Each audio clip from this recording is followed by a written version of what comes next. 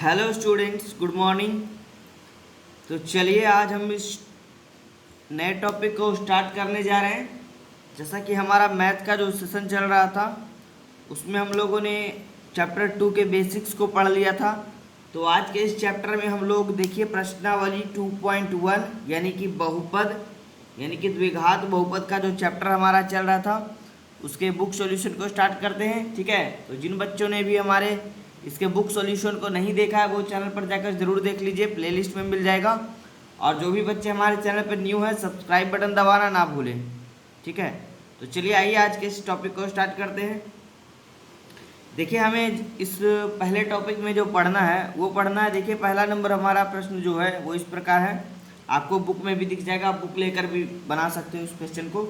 ठीक है, NCERT book solution है ये। देखिए हमारा पहला क्वेश्चन कह रहा है कि किसी बहुपद px के लिए y बराबर px का ग्राफ नीचे आकृति में दिया गया है और प्रत्येक स्थिति में px के शून्यकों की संख्या ज्ञात करिए। ठीक है, और देखिए आपके सामने फिगर इस तरह से है। एक नंबर क्वेश्चन में ये हमारा x अक्ष है और ये नीचे वाला क्या है, खड़ा जो है वो y अक्ष। ठीक है, याद रखिएगा जो इस तरह से पड़ा होता है वो x अक्ष और जो खड़े होते हैं वो y अक्ष कहलाते हैं। ठीक है, अब देखिए हमारा इस रेखा के बारे में कह रहा है, तो हमें इस टॉपिक में ये जानना है मेन रूप से।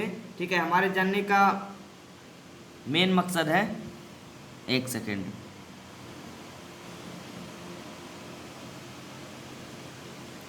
चलिए तो देखिए हमसे जो क्वेश्चन कह रहा है वो कह रहा है कि प्रत्येक स्थिति में px के शून्यकों की संख्या ज्ञात कीजिए।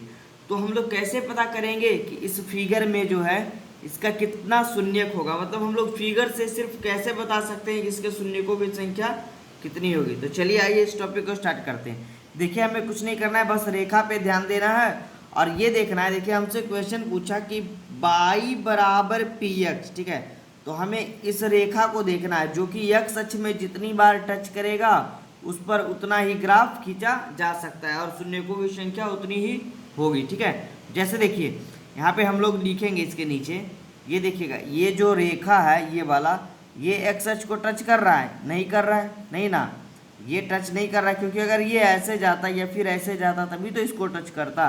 अब देखिए हम इसमें क्या लिखेंगे और क्या सीखेंगे इससे।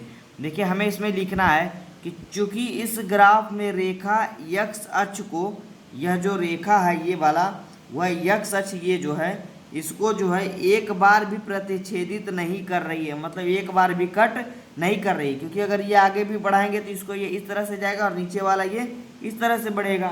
ठीक है, ये कहीं भी टच नहीं करेगा। तो हमारा जो आंसर होगा इसमें कि अतः इस ग्राफ में शून्यकों की संख्या क्या होगी, 0 होगी। ठीक है, और ये रेखा जितनी बार इसको टच करेगी शून्यकों की संख्या उतनी ही होगी। चलिए देखिए हम दूसरे क्वेश्चन पे बात करते हैं तो आपका सारा टॉपिक यहाँ पे क्लियर हो जाएगा। ठीक है, देखिए दूसरा क्वेश्चन हमारा, फिगर को समझिएगा और बनाने का प्रयास करिएगा।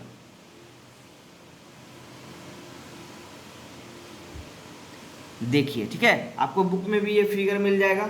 इसमें क्या है, देखिए ये जो हमारी जो रेखा है ये, ठीक है, ये वाला, ये देखिए हमारे एक्स अक्ष को कितना बार टच कर रहा है। ये जो इस फिगर में जो ये खड़ा हुआ जो है वो वाई अक्ष है, ये पड़े हुए को क्या कहते हैं, एक्स अक्ष। ठीक है, तो इस एक्स अक्ष को जो ये रेखा है देखिए कितने पॉइंट पे टच कर रहा है, ये मात्र एक पॉइंट पे। ठीक है, यहाँ पे सिर्फ टच कर रहा है। तो हम क्या कह सकते हैं कि इस प्रश्न में हमारा आंसर क्या होगा, एक शून्यक होंगे। ठीक है, बस याद ये रखना है नॉर्मली में कि जितनी बार ये जो रेखा रहेगी, चाहे ये ऐसे रहे कैसे भी रहे, बस जितनी बार इस एक्स अक्ष को टच करेगा शून्यकों की संख्या क्या होगी, उतनी ही होगी। ठीक है, आगे आते हैं देखिए अगले प्रश्न पे, तो आपका टॉपिक एकदम क्लियर होते जाएगा।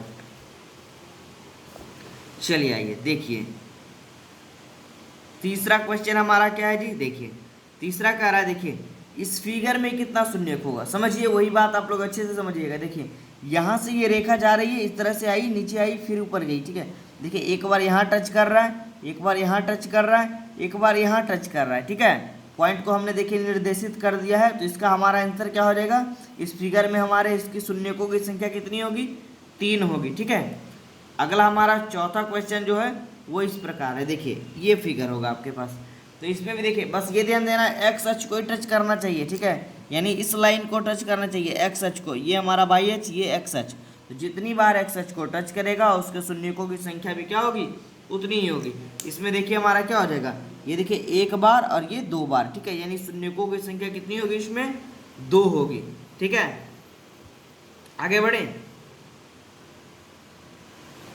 चलिए 5वें क्वेश्चन की ओर बढ़ते हैं। देखिए 5वां नंबर क्वेश्चन हमारा क्या कह रहा है, देखिए इस फिगर में हमसे पूछ रहा है शून्यकों की संख्या। तो देखिए यहाँ से गई ये रेखा, नीचे आई, फिर ऊपर गई, फिर इधर आ गई, यानी यहाँ पे देखिए एक बार यहाँ टच कर रहा है, यहाँ टच कर रहा है, यहाँ टच कर रहा है, यहाँ टच कर रहा है, तो एक्स अक्ष को ये 4 जगहों पे टच कर रहा है, यानी हमारा आंसर क्या हो जाएगा, इसके कितने शून्यक होंगे, 4 शून्यक होंगे। इसी प्रकार से देखिए ये हमारा छठा होना चाहिए जी। क्वेश्चन नंबर चेंज करिएगा यहाँ पे सारे बच्चे। 6 नंबर क्वेश्चन इसमें कह रहा है, देखिए इसको अच्छे से समझिएगा, बहुत ही इंपॉर्टेंट क्वेश्चन है, ये ऑब्जेक्टिव में पूछता है कभी। देखिए इसमें समझिएगा यहाँ पे हुआ क्या है, यहाँ पे एक्चुअली देखिए ये जो लाइन है, रेखा हमारा इस तरह से गया और ये मात्र यहाँ पर टच करके ही निकल गया, यानी नहीं कि नीचे गया। अगर ये नीचे आता तो फिर एक बार फिर से टच करता, इसको समझिएगा जी सारे बच्चे।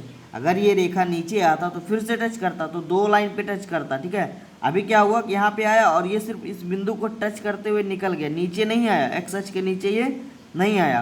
तो यहाँ पे देखिए पॉइंट हमारा कितना आ गया, देखिए एक यहाँ पे टच किया, एक यहाँ पे टच किया 2, और एक यहाँ पे टच किया 3, यहाँ पे भी टच किया ना, इसको कर दीजिए इस तरह से पॉइंट को, 1 पॉइंट 2 पॉइंट 3 पॉइंट, यानी इस फिगर में हमारे शून्यकों की संख्या कितनी होगी, 3 होगी। ठीक है, तो क्लियर है। तो चलिए हमारा जो टॉपिक था प्रश्नावली 2.1 यानी 2.1 हमारे इस प्रश्न से समाप्त होता है। काफ़ी छोटा और काफ़ी सिंपल टॉपिक था, बस हमें इसमें जानना था ये इसमें शून्यकों की संख्या इन फिगरों में कितनी होगी। तो इससे ज़्यादातर नहीं, मात्र एक क्वेश्चन आपको ऑब्जेक्टिव में कभी कभी देखने को मिलेगा, और सबसे इम्पोर्टेंट और वीवीआई क्वेश्चन आपका ये वाला रहा। ठीक है, इसको आप लोग अच्छे से समझ लीजिए।